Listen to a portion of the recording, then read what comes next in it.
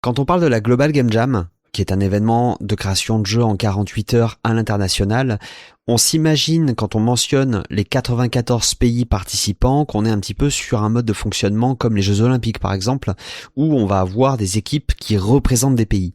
Là, c'est pas vraiment le cas. En fait, quand on participe à un événement de création de jeux comme ça à l'international, on va évidemment être relié à un site qui lui-même a une position géographique, mais la notion de frontière, elle va disparaître. C'est pour ça d'ailleurs qu'on a des développeurs, des développeuses, des gens un peu expérimentés sur ce genre d'événements qui vont des fois avoir un propos politique en disant que la Global Game Jam va s'inscrire légèrement en opposition à la logique nationaliste, puisque quand vous créez votre équipe, vous n'avez aucune obligation d'avoir une équipe nationale. Vous pouvez tout à fait, et ça a été le cas d'ailleurs en France, aller chercher des gens à l'extérieur.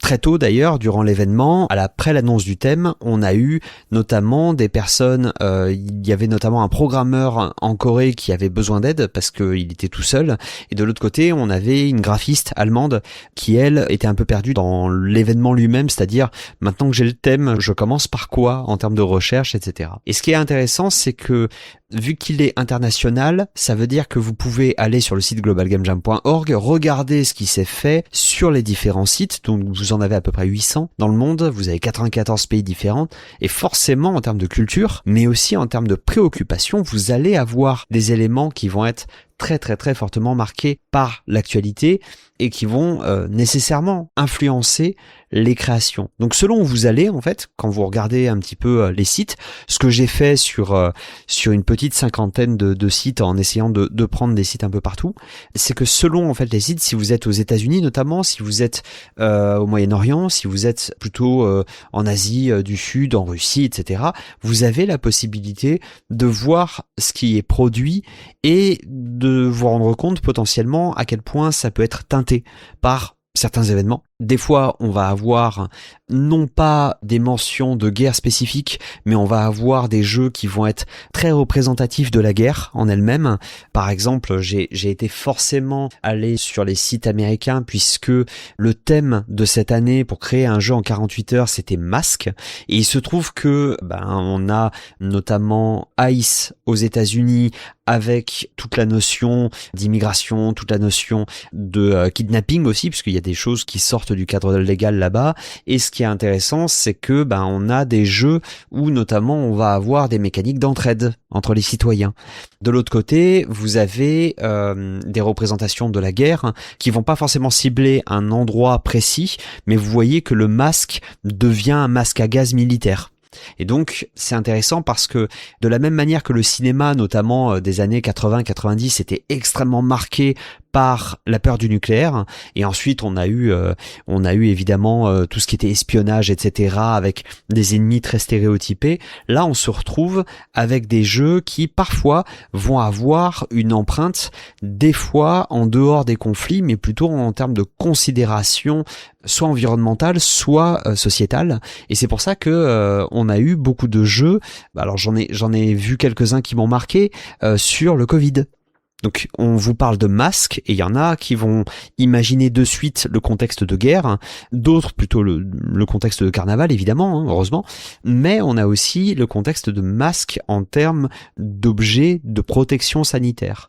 Et donc on a notamment Lockdown Shopping où il s'agit justement de faire ses courses alors qu'on est avec nos masques, on est en train de les porter.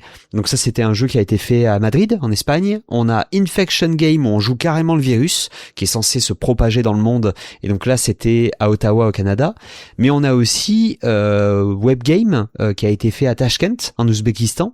On a Mask Check à Latia en Finlande, et on a Covid-2. Alors là pour le coup on peut pas faire plus clair que ça, qui est un jeu qui a été fait en Pologne, donc évidemment à la même période puisque c'est lors de la Global Game Jam, des jeux que vous pouvez retrouver et qui ont forcément quelque chose d'un petit peu marqué. Là on retrouve une équipe qui elle a elle aussi travaillé sur le thème du Covid, qui a décidé de situer l'action à Montpellier, ce qui fait que vous allez entendre le tram arriver.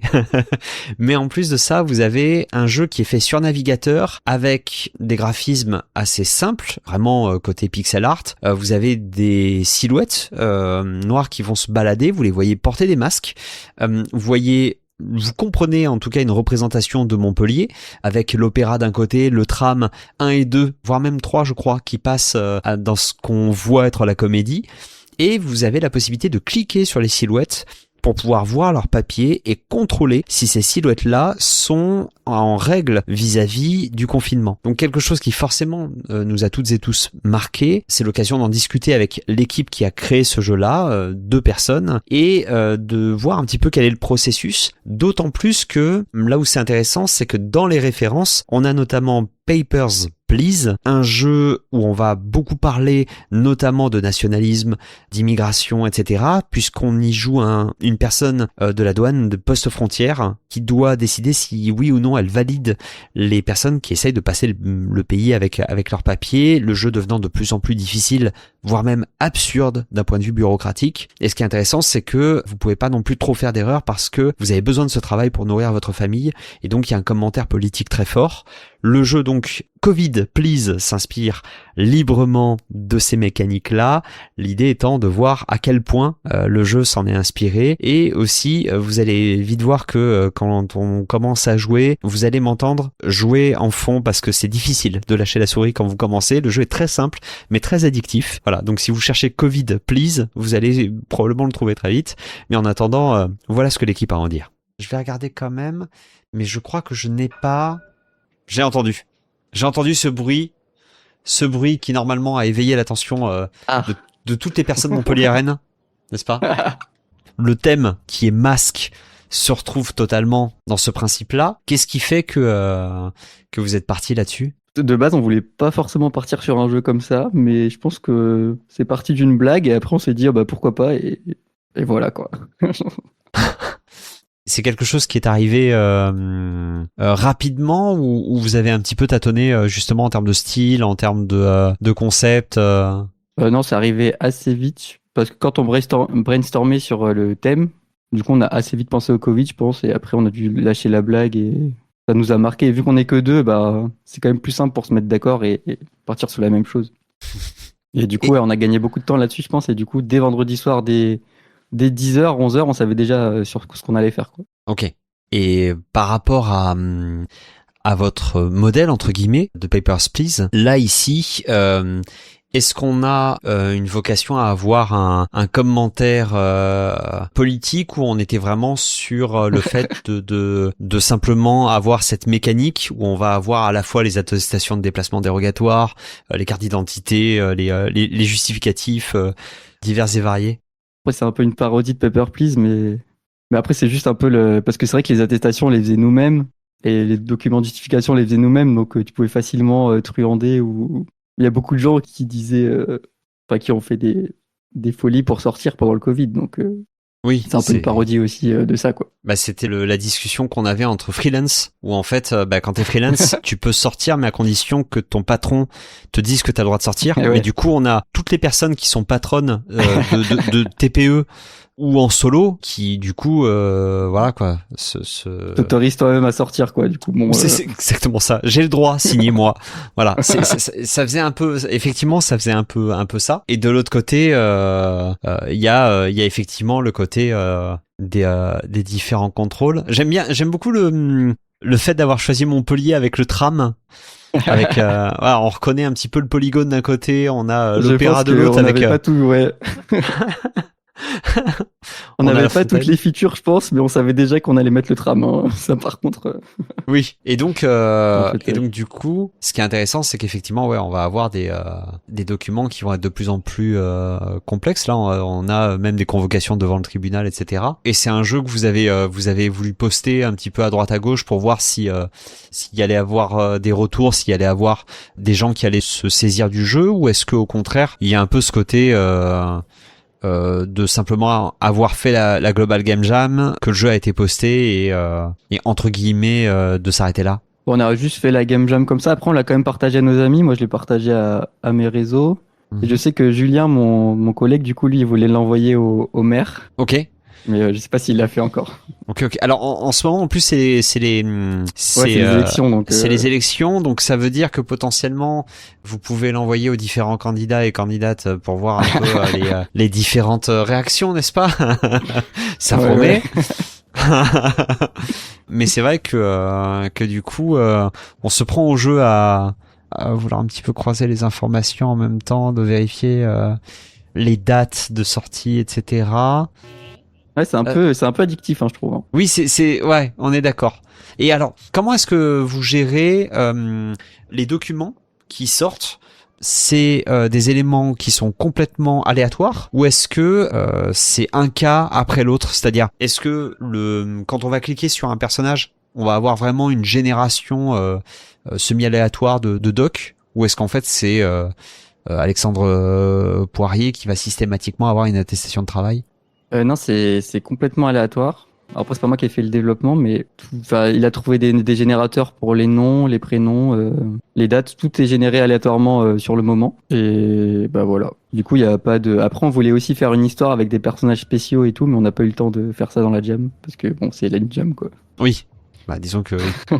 C'est Mais en tout cas, ouais, il est très cool. Ça donne envie, juste pour voir à quel point en fait on peut pousser le truc. En tout cas, c'est vrai que bravo parce que ça marche vachement bien. C'est hyper efficace. On Ouais, ouais, bah surprend merci, merci. Surtout qu'on n'est pas du tout du jeu vidéo, donc bon. Ah, vous êtes pas du. Alors là, par contre, du coup, c'est intéressant.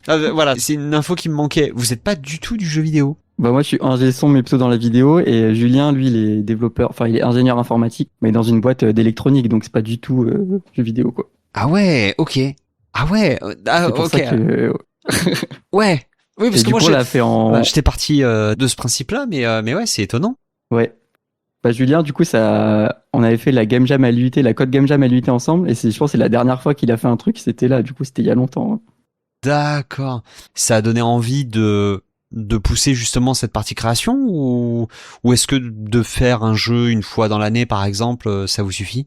Moi j'aimerais bien en faire plus mais après lui je pense pas qu'il enfin si peut-être qu'il a plus envie de faire des petits jeux, je sais pas, faudrait que je voie avec lui. Parce que là, par Mais en tout exemple, cas ça on reste a un jeu qui fonctionne. Enfin, ouais, ouais, ouais, peut-être un truc à faire, hein.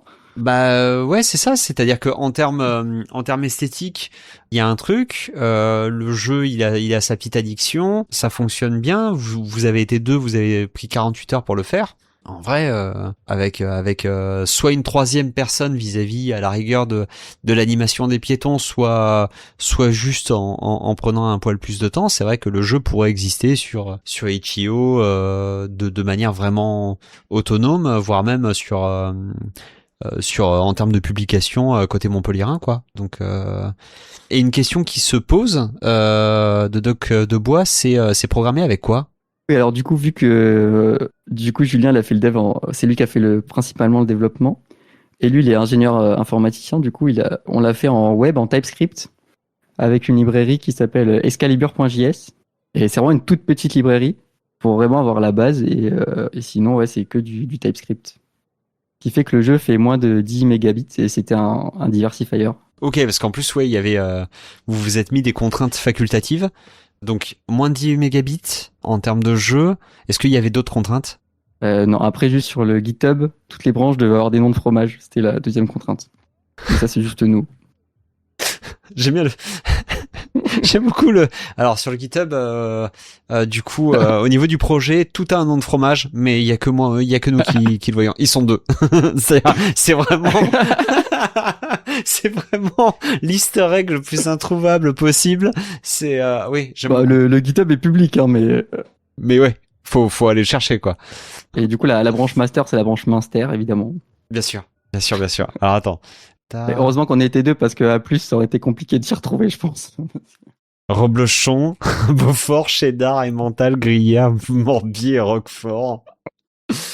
Ah, mais comment on fait? Ah, et du coup là, ma dernière question ce sera quand vous avez fait ça là, ça vous a donné faim ou pas du tout? Non, ça va en vrai. Ok. C'est plus partie de la blague Minster Master et après, voilà. En tout cas, mais ça ouais, nous en a bien tout fait cas. rire ce week-end. Ah bah ouais, j'imagine. En tout cas, bravo, le jeu est très cool. Et pour le coup, je pense qu'il y en a qui vont essayer de battre leur record. Ouais, Mais ouais. merci. Le deuxième jeu dont j'aimerais vous parler aujourd'hui, c'est Seater, un jeu qui va mixer Sea, la mer, et Theater, le théâtre, où vous jouez un protagoniste qui s'appelle Vincent, qui arrive, alors pour le coup, dans un décor de théâtre, puisqu'il s'agit d'une plage représentée en 3D, mais comme si c'était un décor, c'est-à-dire que l'arbre est en carton, vous voyez autour qu'il s'agit d'un théâtre, et surtout vous voyez les nuages, par exemple, qui vont bouger de haut en bas, nuages très clairement en carton qui se balancent au bout d'une corde. Et ce qui est hyper intéressant, c'est que vous allez jouer ce personnage-là qui va être abordé par un individu masqué, d'où le thème masque toujours, avec un narrateur qui va être le réalisateur de cette pièce de théâtre et qui va raconter ce que Vincent est censé faire. Sauf que c'est vous qui décidez, il se trouve que le jeu a deux fins différentes. Une où vous écoutez le réalisateur et vous faites ce qu'il vous dit, et l'autre où vous décidez de partir dans votre coin et ça risque de pas lui plaire. Toujours est-il que dans ce jeu, Vincent rentre dans son village natal qui se situe au bord de la mer et il a assez d'argent pour pouvoir acheter les récifs. La question étant de savoir s'il va les acheter ou s'il va décider de les protéger. Un jeu qui est assez intéressant puisque il va falloir suivre les directives, qu'on est sur en plus une équipe de 12 personnes qui ont dû travailler à ce scénario, mais en plus à tout le décor et à tout ce principe-là. Oui, une belle aventure qui forcément mène à beaucoup de questions. Du coup, on va recevoir Mathéo et Maxence. Et Bonsoir. J'en profite pour dire qu'on est une team de 12 à avoir travaillé sur ce jeu. Ok. Donc, Ouais. on a pris beaucoup de temps pour décider de l'idée sur laquelle on allait partir. Mais au final, on a trouvé quelque chose et on a pris beaucoup de modifiers. Et ce qui fait que ça nous donne ce joli théâtre avec ce petit récif et une autre scène qu'on verra juste après. Et on est très content. Ok. On a évidemment un message très écolo dans notre jeu. C'était un des thèmes proposés qu'on a choisi. Dans les Surtout diversifiers. sur Protéger du récif, tout ça. Il y avait vraiment une Du coup, idée, voilà. parce que vous en avez parlé justement, c'est qu'il y avait une idée d'avoir des contraintes facultatives qui ont façonné finalement votre projet. Exactement. C'est ça. On en a choisi 4, il me semble. Alors ouais, mais vu qu'on a que des trucs, on les a pas tous gardés. On en a pris certaines qui nous ont aidé à façonner le projet. Celle principale qui a été un peu au centre, c'est le diversifier qui demandait de faire un jeu en rapport avec le récif et sur comment le protéger, tout ça. Du coup, on est parti vers ce concept-là, et du coup, vu qu'on avait déjà fait un brainstorm avant où on avait un thème de théâtre où le jeu se passait vraiment dans une pièce de théâtre, et on a un peu mixé tout ça. Et alors, cette pièce de théâtre-là qu'on voit, donc l'idée c'est de jouer justement sur le côté décor en carton qu'on pourrait réellement avoir au théâtre. Dès le départ, il y a des inspirations qui sont très rapides là-dessus. La scène elle-même est très travaillée. Il y a un angle spécifique, il y a un éclairage spécifique, et puis on a les vagues qui sont animées comme des cartons. Est-ce que c'est ça qui vous a pris le plus de temps, travailler sur la scène d'un point de vue visuel artistique, ou est-ce que ça a été de travailler sur le concept dans son ensemble en prenant en compte les contraintes facultatives? Alors moi, j'aurais tendance à dire personnellement que c'est un peu des deux. Il y a eu beaucoup de travail des deux côtés, que ce soit du côté concept et du côté graphique. Tout le monde a su amener un peu sa patte et ses touches. Il y a eu des complications, mais il y a eu aussi des bonnes choses, et ça fait qu'on a su se mettre d'accord sur un peu tous les points, et on en est très content en fait, parce que ça rend, on le pense, assez bien. Ouais, il faut savoir que sur le jeu, Mathéo a bossé sur le level design, donc la construction de la scène, et moi j'ai fait la narration du coup. Donc tout ce qui est le lore, tout ça, et les dialogues aussi. Ok. Du coup, on a là, le côté brainstorm, c'est vraiment tout ce qui a été vraiment la recherche. On est parti sur une idée de cube à un moment, parce que c'était un des diversifiers, on avait essayé de l'inclure, puis finalement c'était un peu compliqué à faire pour faire marcher. Donc finalement on est resté sur une scène classique qui marche quand même bien. Ok. Ça du coup c'est tout ce qui est, voilà, on a ce concept de masque avec le personnage que le narrateur appelle la créature, et qui en fait est une représentation du récif, et qui donc du coup réagit en fonction de ce qu'on lui donne, tout ça. Et d'où du coup son habitat naturel qui se trouve dans le récif. J'aimerais remercier l'équipe graphique qui a fait quand même un Oui. très bon boulot. Oui, c'était exceptionnel. Tout ce qui est concept, quoi, et surtout aussi notre cher Alexis, Awesome Game Concept, qui a un peu réussi à faire que le jeu se finisse, parce qu'à la base, oui, parce que c'est une build qui était un petit peu retravaillée pour après la fin. À la base, à la fin de la Game Jam, en fait, la fin ne marchait pas. Donc voilà, Ok. très cool. Et du coup, ouais, il y a les 10 émotions du masque, donc il y a Ouais. une recherche Oui. d'exemples, je suppose. Vraiment, on est parti pour avoir un système d'émotion va vraiment plus pousser pour le coup. Mais voilà, le temps nous a rattrapé et du coup on a semi-gardé ça et tout. On a toujours ces émotions sur le masque du personnage. Ouais, avec Toujours dans ce côté théâtral, Oui. presque grec, italien, romain. Ouais, c'est intéressant, d'autant plus que ça vous a fait une grosse équipe, mine de rien. Comment est-ce que vous avez... est-ce que la répartition du travail a été facile ? C'est-à-dire que des fois, on a des projets comme ça où chacun va très vite avoir quelque chose à faire et donc ça coule très vite de source. Ou est-ce que il a fallu trouver sa place entre les gens expérimentés comme Awesome Game Concept et des gens qui peut-être découvraient un peu plus l'univers des game jams? Et pour le moi, ouais. Vas-y.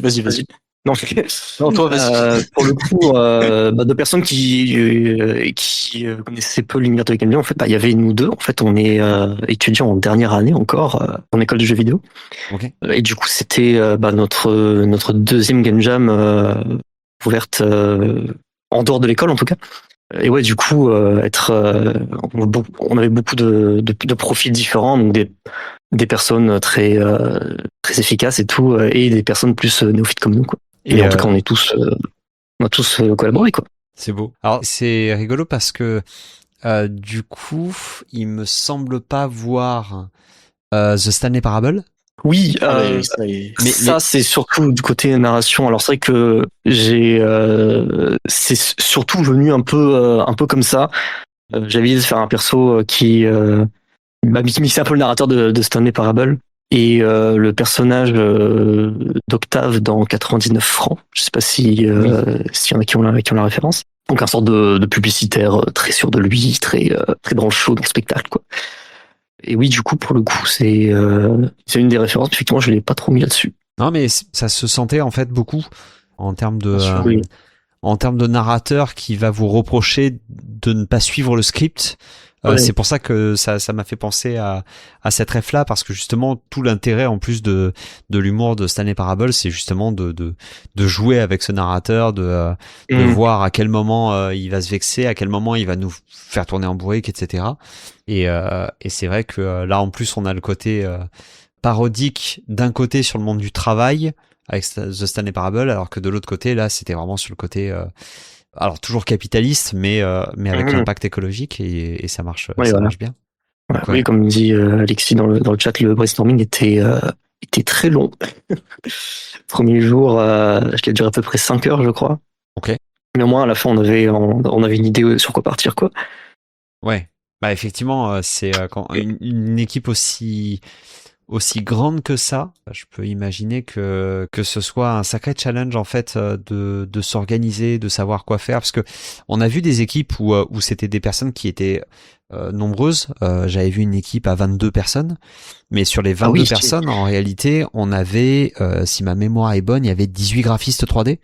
Parce qu'en fait, c'était une école en particulier, donc du coup, il y avait vraiment cette idée de toute façon, nous on va faire des props 3D. Donc le truc c'est tourné autour de la force de travail, alors que vous de votre côté, c'est vrai que il a probablement fallu à la fois faire connaissance, à la fois débattre des choses, donc c'est très cool. Oui. Et puis l'idée de faire un jeu narratif en point and click, c'est quelque chose qu'on n'envisage pas souvent, surtout dans un projet aussi court. Oui. On a osé et il en est ce qu'il en est. C'est chouette. On est content. Et si vous aviez pu pousser un peu plus, imaginons il y a une journée en plus, vous auriez fait quoi? Vous seriez allé dans quelle direction? En termes de level design, il y avait plusieurs idées en fait. On avait plusieurs autres lieux qui menaient vers une histoire encore plus poussée. J'avais déjà posé les layouts, les premières idées de map. Au final, en fait, il y en avait 4. On en a gardé que 2. Mais peut-être si on devait aller plus loin, aller jusqu'au bout des choses et intégrer toutes les maps possibles pour avoir une histoire encore plus impactante et peut-être avec plus de subtilité et d'embranchement peut-être. Je sais pas si tu vois les choses comme ça. En fait, mais c'est oui, mais complètement. En fait, à la base, on devait avoir 4 scènes comme ça. Au début, l'idée de faire un cube où en fait, on serait dans l'intérieur du cube et tout ça, mais c'était une idée qui était vachement ambitieuse pour une game jam de 48 heures. Du coup, là, si on regarde un peu dans le brainstorm du LD, on voit, il y avait, on avait l'idée de faire une scène sur la place du village, une scène en face d'une usine qui serait du coup un truc très industriel comme ça, avec une histoire de corruption qui représenterait la pollution. Donc beaucoup de choses à développer finalement si jamais si on avait plus de temps quoi. Après, je pense qu'une journée de plus, on aurait plus polish le truc, on aurait déjà le jeu aurait une fin. Parce qu'à la base, il n'y en avait pas. Vous de votre côté, donc vous êtes en dernière année. Là maintenant, du coup, ça veut dire que vous aviez déjà fait un peu des jams quand même. On a fait celle d'Ubisoft en novembre dernier. Ouais. Ok. Personnellement, c'est ma seule que j'ai fait en autre. Ouais. Mais je sais que Maxence, on a fait quelques-unes, il me semble. Enfin, plus petites. Oui, on en a surtout fait en interne à l'école. Dans oui, aussi, voilà, c'est sûr, voilà. Ouais, okay. On a quand même réussi à envoyer notre jeu en fait un peu au dernier moment en fait finalement. Donc le dimanche au soir avant la deadline. Donc on peut dire que c'est une réussite parce qu'on a quand même envoyé la build quoi. Et oui. Finalement on peut se dire que ça valait le coup. Oui, vous avez réussi à envoyer un truc quoi. Déjà, ça reste une sacrée réussite. Bien joué, parce qu'en plus le narratif a l'air facile parce qu'il suffit de cliquer, etc. Mais c'est vrai que d'un coup, l'avantage du jeu d'action, c'est que c'est facile à occuper en termes de temps d'attention la personne joueuse. Mais par contre, en narratif, faut pouvoir vraiment, il y a qu'à une seule façon en fait d'impliquer la personne quoi, c'est vraiment par la narration et non pas juste si c'est de l'action, si c'est un platformer par exemple ou même si on rentre pas de suite dans l'histoire, on va se focus sur le gameplay. Alors que là vraiment il faut vraiment se focus là-dessus. C'est pour ça que ça a été un gros challenge en fait parce que du coup on a dû mettre un peu tout le monde à la patte, tout le monde au travail, ce qu'on a réussi à faire et du coup c'était un pari osé mais qu'on a réussi à rendre correctement. C'est beau. En tout cas, merci beaucoup pour la découverte. Merci à toi d'avoir pris le temps de faire cette découverte. Et peut-être à une prochaine. Ouais. Avec plaisir. Avec grand plaisir. Allez. J'espère que cette découverte de jeu vous aura plu et vous aura un petit peu tenté de découvrir les jeux de la Global Game Jam sous un autre angle. En attendant, je vous souhaite une superbe fin de journée.